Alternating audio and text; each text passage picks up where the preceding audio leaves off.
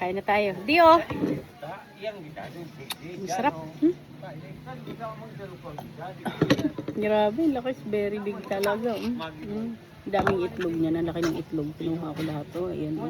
Yeah, pinuha ko na lahat ng itlog. Natin sa kanin. Kanya natin. That.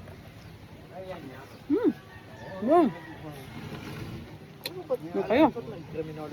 Yung mata. Nasaan yung mata nito Gusto ko yung mata nito. Wala na pala, kinuha ko na kanina. Ay! Look at that, guys. Wow! Crap.